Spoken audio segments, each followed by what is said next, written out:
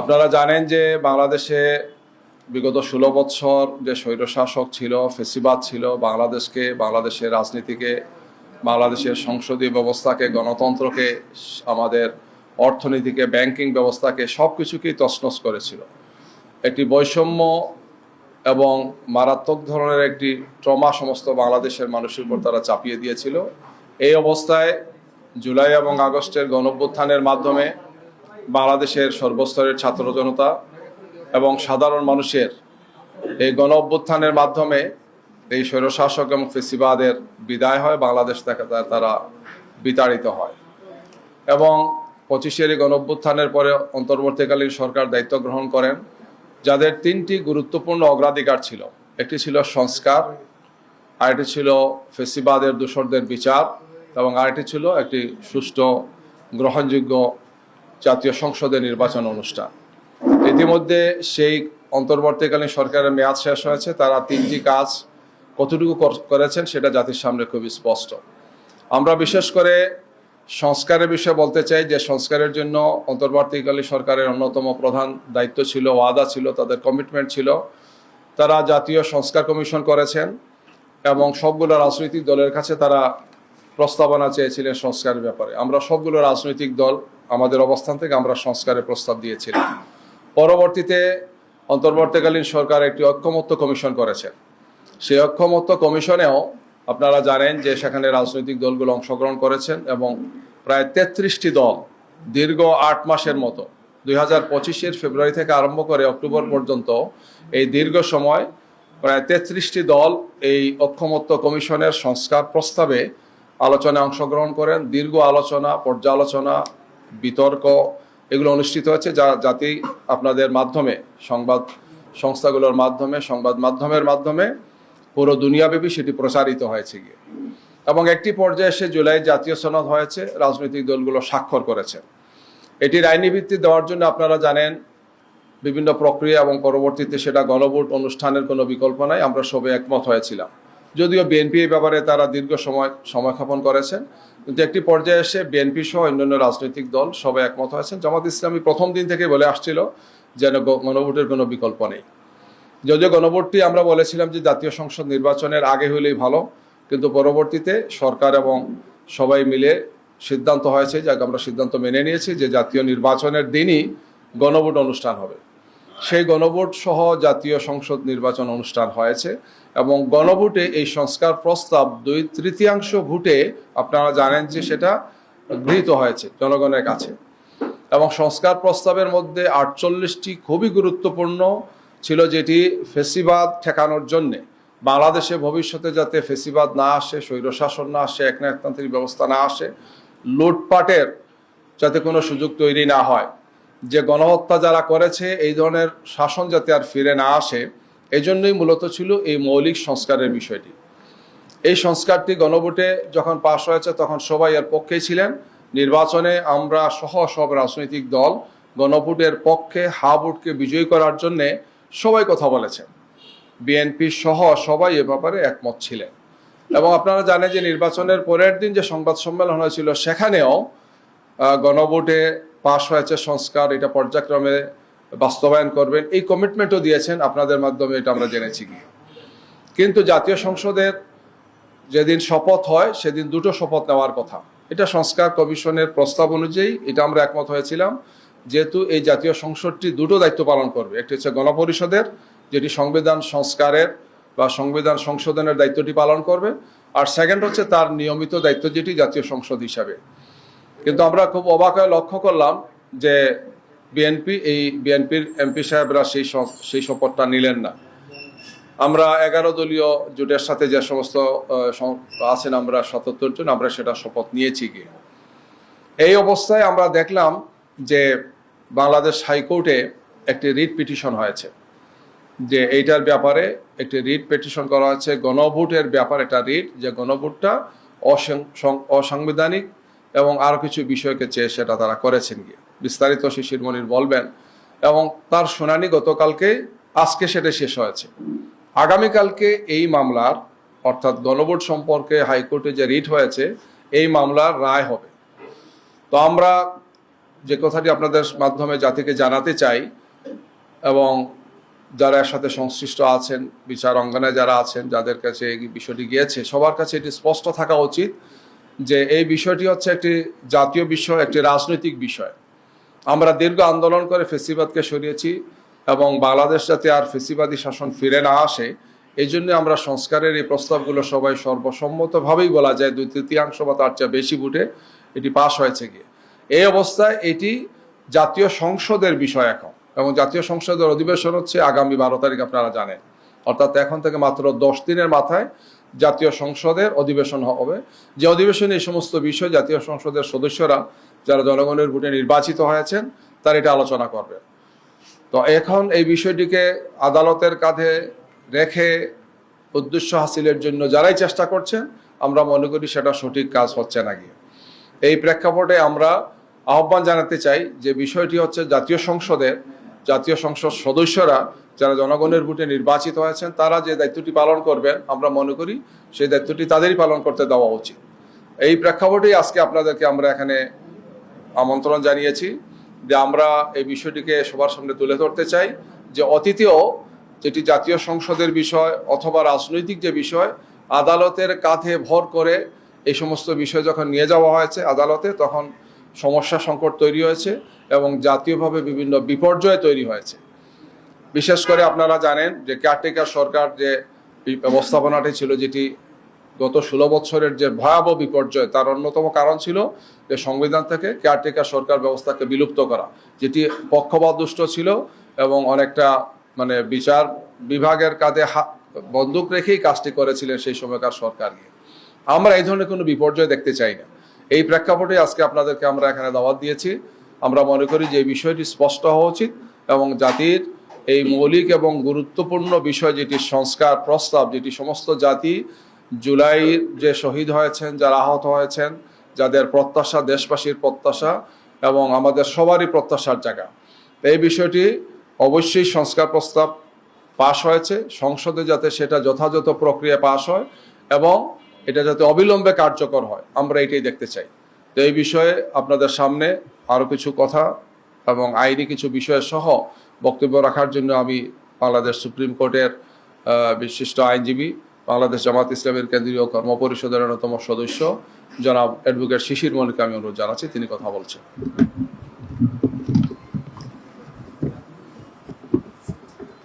জি, সম্মানিত সাংবাদিক বন্ধুগণ, আজকে 2টা রিট পিটিশন শুনানি হয়েছে। একটা রিট পিটিশনে পিটিশনাররা চেয়েছেন জুলাই সনদ বাস্তবায়ন আদেশ 2025 এবং সাংবিধানিক সংস্কার সভা গঠন এবং সংসদ সদস্য হিসেবে সংবিধান সংস্কার সভার শপথকে কেন অসাংবিধানিক ঘোষণা করা হবে না, এই মর্মে একটি রুল চেয়েছেন। এবং যতদিন পর্যন্ত রুল নিষ্পত্তি না হয়েছে ততদিন পর্যন্ত একটা নিষেধাজ্ঞার আদেশ চেয়েছেন। আরেকটি রিট পিটিশনে গণভোট অধ্যাদেশের ধারা 3, অর্থাৎ যেখানে প্রশ্নটা দেওয়া হয়েছে সেই প্রশ্ন এবং জুলাই সনদ বাস্তবায়ন আদেশ 2025 কেন অসাংবিধানিক ঘোষণা করা হবে না, এই মর্মে আরেকটি রিট পিটিশন দায়ের করা হয়েছে।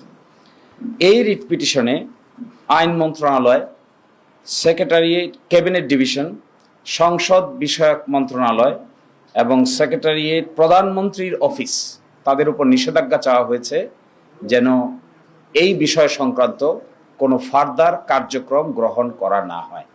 এই রিটের উপর শুনানি হয়েছে। শুনানিতে আমরা যে কথা বলার চেষ্টা করেছি, এক, গণভোটের প্রশ্নটাকে চ্যালেঞ্জ করেছেন। তো গণভোট তো হয়ে গেছে, প্রশ্নের উপর তো মানুষ মতামত দিয়েছে। প্রশ্নকে যখন হা না উত্তর দিয়ে দেওয়া হয় তখন প্রশ্নকে চ্যালেঞ্জ করার মানে কি? অর্থাৎ এখন আর প্রশ্নকে চ্যালেঞ্জ করা হচ্ছে না, এখন চ্যালেঞ্জ করা হচ্ছে গণভোটের রেজাল্টকে। যদিও বলছেন গণভোটের প্রশ্নকে, কিন্তু প্রশ্ন তো প্রশ্নের জায়গায় নাই, প্রশ্ন ইতোমধ্যে ফলাফলের জায়গায় চলে এসেছে, অর্থাৎ ফলাফলকেই চ্যালেঞ্জ করেছেন।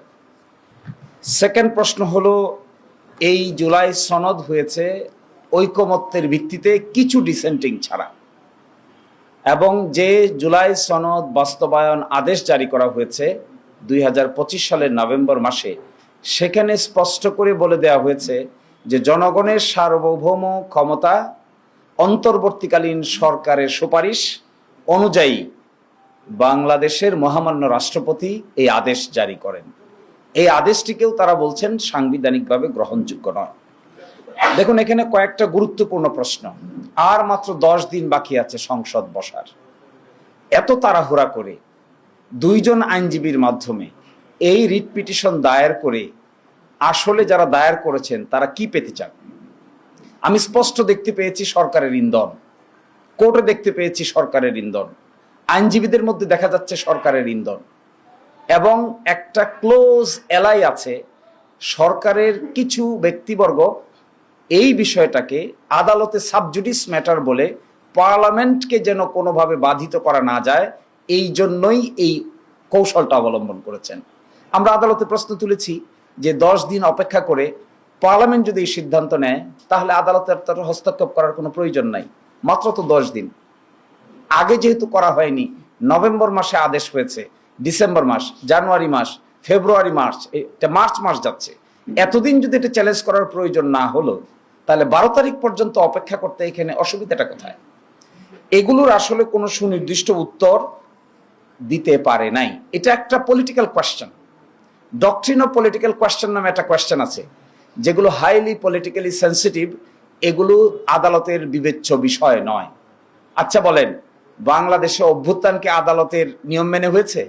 আদালতের আদেশ মেনে কি মাস আপসার্চ হয়েছে, বিপ্লব হয়েছে, অন্তর্বর্তী সরকার হয়েছে, কিংবা গণভোট হয়েছে, কিংবা জাতীয় নির্বাচন হয়েছে? এখন এসে দেখেন, খুব ইন্টারেস্টিং, জাতীয় নির্বাচনের পার্টটুকুকে চ্যালেঞ্জ করে না, চ্যালেঞ্জ করে শুধু গণভোটের পার্টটুকুকে। জাতীয় নির্বাচন তো একদিনই হয়েছে, পাশাপাশি ব্যালটে হয়েছে। আপনি যদি সেকশন 3 গণভোট অধ্যাদেশ সেকশন 3-কে যদি চ্যালেঞ্জ করেন, আবার জাতীয় গণপরিষদ গঠন না করতে চান, তাহলে আপনি জাতীয় নির্বাচনকে চ্যালেঞ্জ করেন না কেন? জাতীয় নির্বাচন ঠিক থাকবে কিন্তু গণভোট ঠিক থাকবে না, জাতীয় নির্বাচনের ফলাফল ঠিক থাকবে কিন্তু গণপরিষদ গঠন করা যাবে না। এর অর্থ যেটি বোঝা যাচ্ছে, this two writ petitions are calculative and politically motivated writ petitions. এগুলো কোনো না কোনো জায়গা থেকে কেউ না কেউ একটা ডিজাইনকে ইমপ্লিমেন্ট করার জন্য সুনির্দিষ্টভাবে কিছু আইনজীবীকে ম্যানেজ করে they have taken this initiative. আদালতের সামনে এগুলো উপস্থাপন করে অতীতে আদালতকে ব্যবহার করে যে সমস্ত রাজনৈতিক সমস্যার সমাধান করার চেষ্টা করা হয়েছে সবগুলো বুমেরাং হয়েছে। This is a political question, has to be settled by consensus of the political parties. Political parties আলোচনার ভিত্তিতে সিদ্ধান্ত নিয়েছে, সিদ্ধান্ত থেকে সরে আসতে গেলেও পলিটিক্যাল পার্টিকে আলোচনার ভিত্তিতেই সরতে হবে। আদালতকে এখানে সাবজেক্ট ম্যাটার করে যিনি আজকে বিচারক ছিলেন, জুনিয়র জাজ, তিনিও এই সরকারের আমলে নিয়োগপ্রাপ্ত বিচারক। একটা অর্ডিন্যান্স হয়েছে, বিচার বিভাগে অ্যাপয়েন্টমেন্ট কমিশন গঠিত হয়েছে। এই কমিশনের আলোকে বাংলাদেশের হাইকোর্টে 2 সেট বিচারক অ্যাপয়েন্টেড হয়েছে। তার মধ্যে আজকে যিনি জুনিয়র বিচারক ছিলেন তিনিও এই আইনের অধীনে নিয়োগপ্রাপ্ত বিচারক। অভ্যুত্থান যদি না থাকে, সরকার যদি না থাকে, জুলাই সনদ বাস্তবায়ন অধ্যাদেশ যদি না থাকে, গণভোট যদি না থাকে, তাহলে ওই মাননীয় বিচারক কিভাবে থাকবেন? কোন জায়গায় তিনি অ্যাপয়েন্টেড হবেন? Who will appoint him? This are the pertinent questions which are আনআনসার্ড।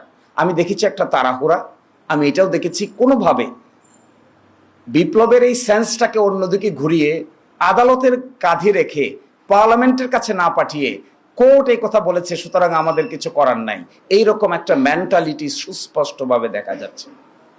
এবং এটাতে আমরা খুবই anxious. We are anxious in a sense যে this type of attitude will ultimately foil the whole scheme of the revolution. আপনি দেখেন, যারা বলছেন গণভোট বাতিল হবে তারা বলছেন না কেন জাতীয় নির্বাচনও বাতিল হবে? যদি পুরোটাই বাতিল হতে হয় তাহলে why not the national election? Why only the গণভোট? ওয়াই অনলি দি জুলাই সনদ বাস্তবায়ন আদেশ? মাঝখানে আরো 135টা অর্ডিন্যান্স হয়েছে, সেগুলো বাদ যাক, সবই বাদ যাক, ফ্রেশে শুরু করি। আবার আমরা ঘুরে 5 আগস্টের আমরা আদালতে এই কথা বলেছি, যদি তাই বলতে চান তাহলে সব বাদ দেন। Let us go back before 5th August. 5th অগস্টের আগে ফিরে যাই, ওখানে গিয়ে দেখি না আমরা কোন জায়গায় ছিলাম। Let us start from there. 4th August থেকে স্টার্ট করি, তখন তো রাজি না। এর অর্থ কি? এর অর্থ হলো যেটা সুবিধাজনক এটাকে পিক করা হবে, যেটা অসুবিধাজনক এটাকে বাদ দেওয়া হবে, যেটা সুবিধাজনক এটাকে চুজ করা হবে, যেটা অসুবিধাজনক এটা থেকে নিজেকে সরিয়ে নেওয়া হবে। This is serious arbitrary activity of particular group of people, should not be, no one should do this. এবং এইভাবে একটা রেভলিউশনের পরে একটা চার্টারকে অপ্রাসঙ্গিক করে ফেলার যদি ইনিশিয়েটিভ নেওয়া হয় তাহলে that would be again a political blunder, a legal blunder, judiciary will be debated. এবং বিচার বিভাগের উপরে এই বন্দুক রেখে এই ধরনের কর্মকাণ্ড করা সঠিক নয় বলে আমরা মনে করি। ধন্যবাদ সবাইকে।